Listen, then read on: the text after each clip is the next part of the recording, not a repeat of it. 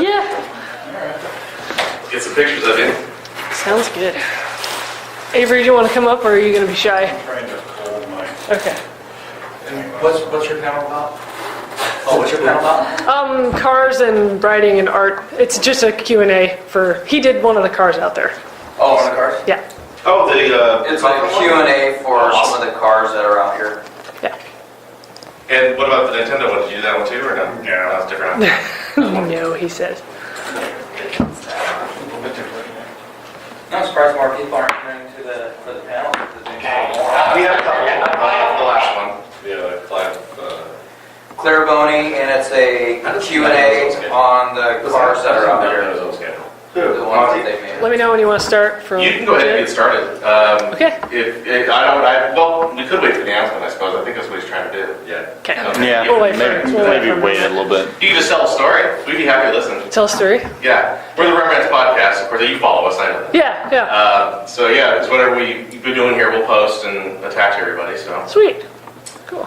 Tell a story. What kind of story? Oh, besides the car that's here, just so we're not stepping on anybody who might want to come and listen, what other projects have you worked on that we would be able to find online or check out? There's a lot of like different stuff that I've done over the years, personal cars and I don't know. Does it even matter? Oh, that doesn't really matter. Just Okay. The recorder printing is the only thing that matters. Okay. Sweet. okay. Yeah, there's like a lot of stuff I've done over the years, personal cars and for shops that I've worked for. I do a lot of like rat rods and kind of unusual stuff for myself, and then in my profession I build like high-end muscle cars and hot rods and stuff for people, clients and so forth. I work famous. No, not really.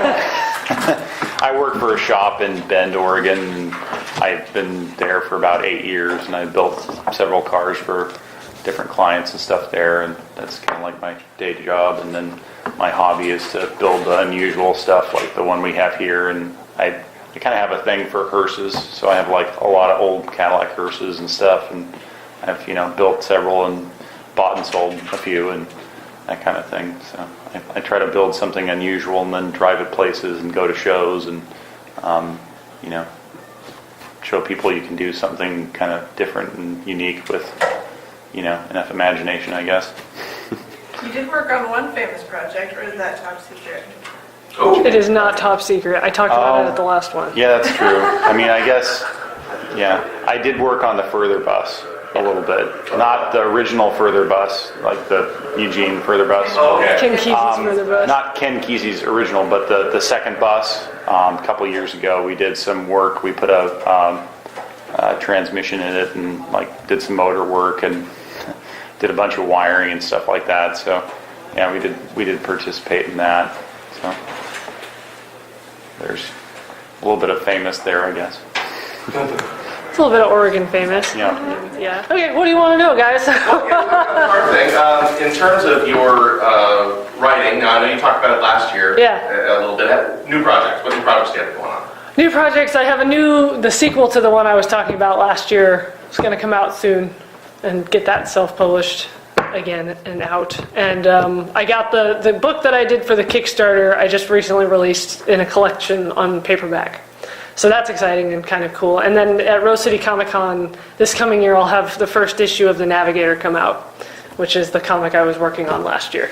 Okay. So your thing right now is a sequel to that, or then a continuation of that? yeah, right now it's the sequel and then getting this comic out. So 2 different projects going on right now. I didn't take your stuff last year, so what about a description or synopsis of your Sure. backstory? Yeah, sure. So the original novel I wrote is called Last Stop, and it's a fantasy adventure about 1910 World War I era, but it's in an alternate universe, and it travels along the Antarctic history of when Shackleton first went and discovered the South Pole.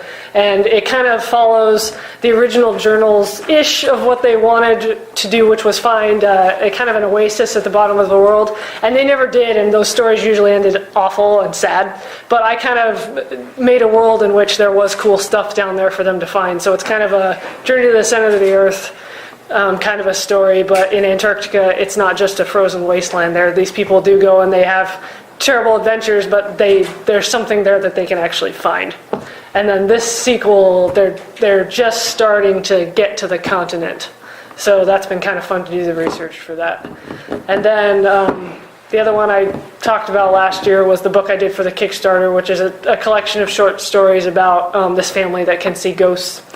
And I was able to get that together in a paperback recently, so that's pretty fun to get out. And then he worked on the further bus doing the mechanics, but I was part of the paint restoration party that helped redo the paint on the second further bus.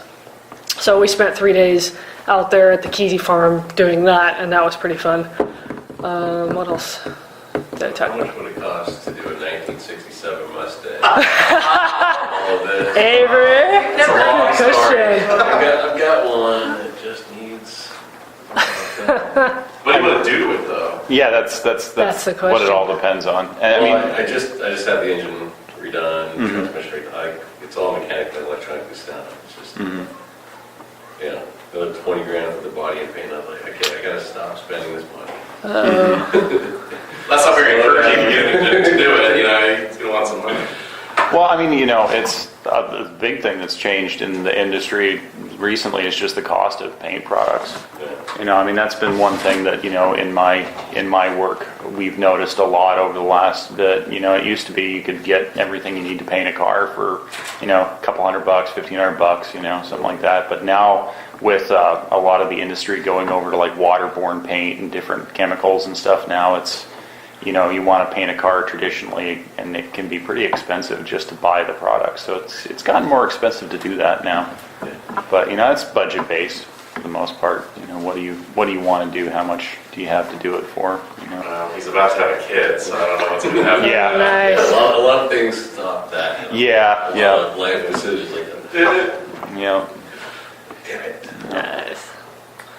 Well, in terms of your projects, do you have an overarching story arc goal in terms of how far you want to take the story yet? Yeah, there's 5 books, and it kind of covers the prehistory. It really just follows the Antarctic history. So for the people that don't read the Antarctic history like I do, because it's generally really boring, there's like the prehistory of them going, oh, there might be something, them going there, realizing there isn't, and then coming back and going, oh crap, World War I, World War II. So So it's kind of a revisionist history a little bit? it is kind of a revision of history, yeah. Fictionalized? It is a fictionalized So it's history. based on real events that happen around it? Yes, only now there's sea creatures and there's stuff, there's a little bit of mythology and gods going on, and there's all these things. So the second book's coming out, and they're just getting to the continent where stuff starts to happen. So it's kind of this building of history. So this second one's going to come out, and it's going to be really fun. And yeah, not sure. I know you self-publish for the most part. Any projects Yeah. coming up for anything with a major publishing house or even a local outfit? There's stuff working on it. I'm working on it. So yeah, there's another project I have that I'm pursuing that. It's just a whole nother ballpark, a whole nother deal, and it's a lot more work in different areas. When I self-publish, I can kind of go, cool, I want to write this story and do this. The ones that I publish, self-publish, are just so specific, it's really hard to find a market. So but the other ones, I can get, you kind of got to do a little bit more work in research in the industry, and that's kind of what I'm working on in another project that I'm working towards. But that'll be more so after I get the comic and this sequel out. From a So, technical point of view, how do you go about self-publishing? Do you use a website? excellent question. So, I use, I know a lot of people aren't into Amazon right now, but I found that Amazon is pretty easy to get something really nice made. So I'll publish an ebook on Amazon, but also CreateSpace, which is through Amazon. They can get you a really nice paperback book if somebody just wants to throw something out there really quickly or get something really nice made. They have a nice stuff to do with that. So I do recommend CreateSpace. I know that independent bookstores prefer a website called Ingram Spark. The only thing that kind of hangs up on some people is you have to spend the extra $100 to buy an ISBN number. So for people that are a little more like, I want this in independent bookstores, kind of going that route, Ingram Spark I've found is the way to go. But for people that are just like, hey, I made a book and I want to do this, CreateSpace works really well too. So it just kind of depends on your market like what kind of book you're writing and where you're trying to sell it. So for right now, it's easier for me to use CreateSpace because I can get a bunch printed really easy. I'm also a graphic designer, so I could do my own cover and graphics. So that was a big part of why I chose to do that too. So if a writer is trying to figure that out, I'd tell them to figure out what they can do themselves and figure out what company works with what they can do and what they want out of it. So. You mentioned some marketing. In terms of self-promotion, obviously you come to cons like this. I've seen you got a few things. I follow you on Instagram or Twitter. One of and I things. see your pictures. Anything, now you're local here in Portland, in the Northwest area? Central Oregon. Central Oregon, okay. Yeah. So you're what, Bend? Yeah, Bend area. Yeah. Okay. So you travel all over the Northwest to promote these things? Are you doing anything maybe outside the region? Or are they bringing you out anywhere else? No, I pretty much stay in Pacific Northwest, and what I have found is that I looked at to going places like really trying to spread out and doing as much as possible, and then I realized the best times that I've ever gotten connections with people to get people to buy my stuff and come back next year and really making friends with people was when I went to places that I was comfortable with, and that I'd like go there and I'd make a connection with like the bookstore owner or someplace like that, or I'd go into a library and I like this library, it feels good. Or Comic-Cons, which I also draw comics and I like Comic-Cons. So Comic-Con was the place for me that felt right to go. So for me, self-promotion and marketing really came down to I had to trust my instincts on where I felt the most comfortable existing. Like, I don't like Facebook. Personally, there's some social media sites I just don't like. There's some book things that just don't click with me because that's just not my kind of crowd. So really it was just picking the places that I felt most comfortable going. Right now it's the Pacific Northwest, but I'd love to go some other places if I get the opportunity to travel there. But really it was devoting time to places that were the best, that resonated the best with me, and they have all been the most successful so far. At your table that you have here today, at the Oregon Coast Comic Con Year 2, what do you have at your table? What are you offering? What do you have with you today? Yeah, so I have art prints from a series of artwork I've done that are, I volunteered at a nature center and I did a series of birds. I got a barn owl, an osprey and stuff like that, so I have some fine art pieces of those. I have copies of The Wayward Stars, which is the paperback collection from the Kickstarter. Bookmarks, just some general stuff. Avery brought his Essex, one of the cars he just finished. It's behind the booth, and we drove it here from La Pine, so that was kind of crazy. We drove over the mountain and the snow to get here. We'll come take a look at it. I think I missed it earlier. Oh, you should come see it. It's pretty sweet.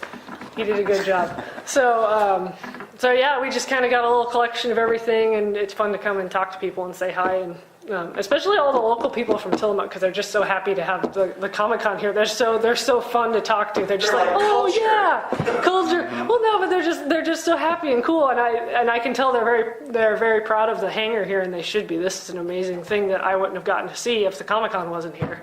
So it's been really fun, and yeah, gotten to talk to cool people.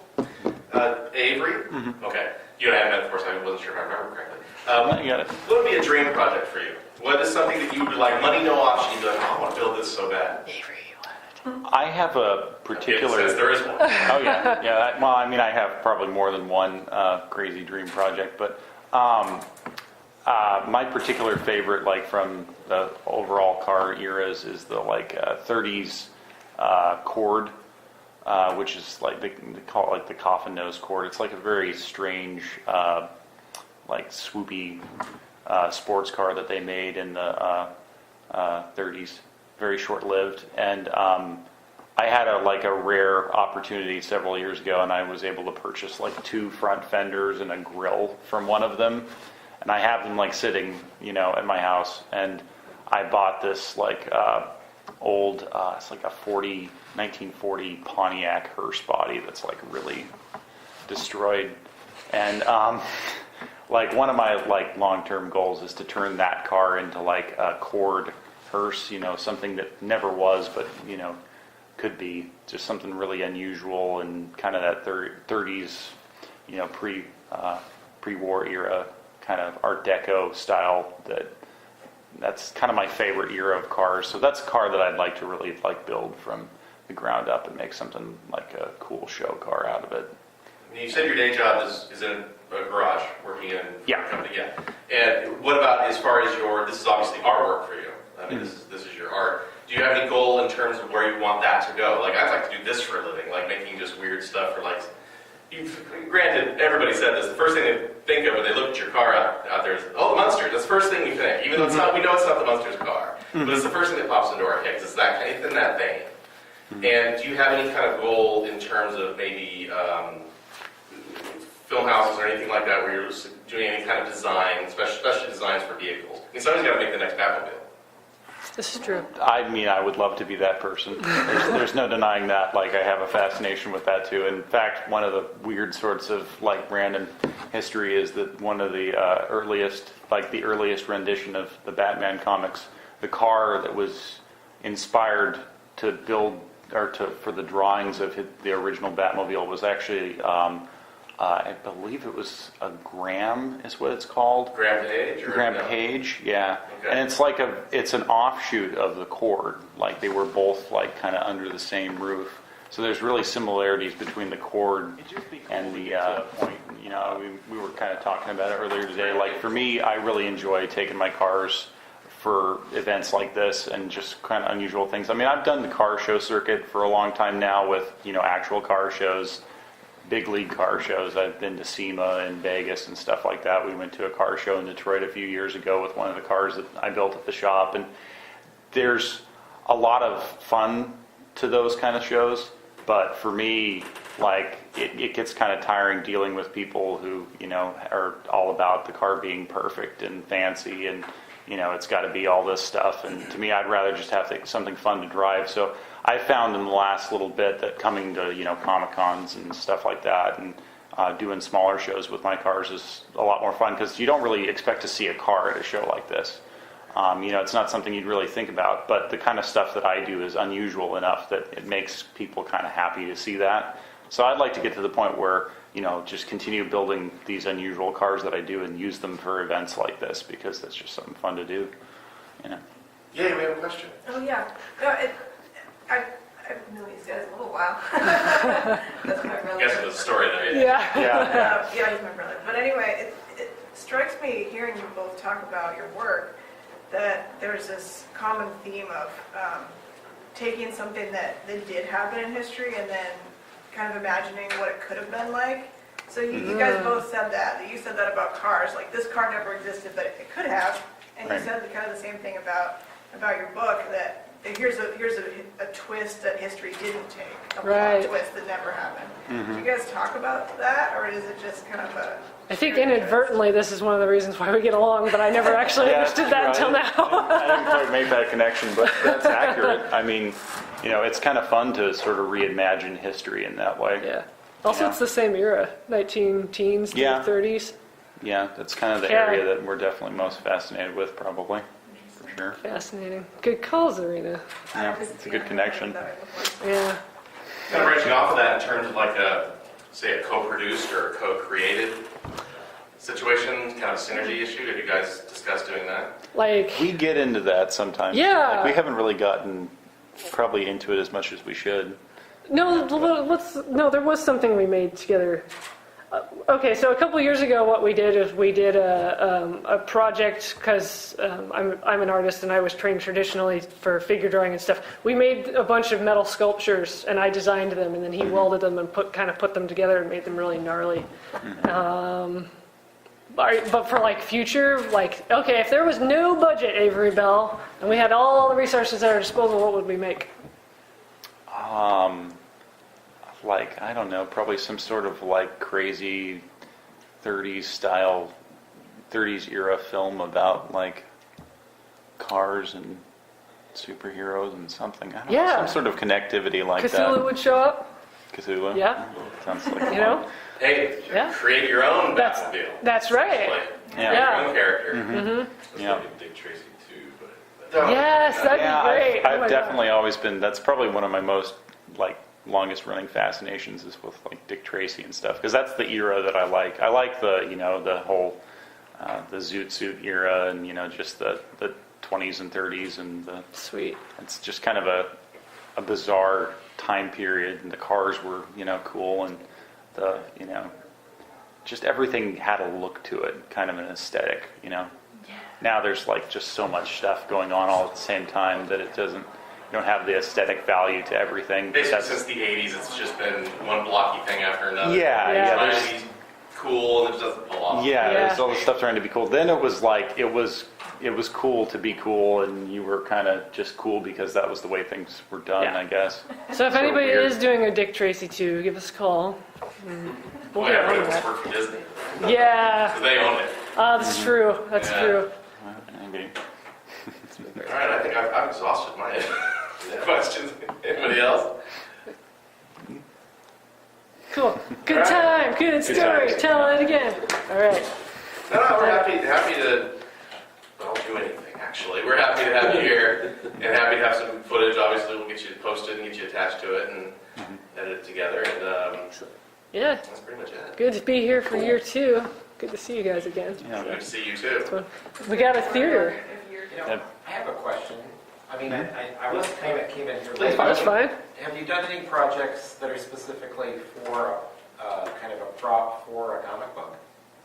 Not yet. Like done something that they know they're going to use and they're going to take it to shows and promote the comic and then use that as a model for the comic itself.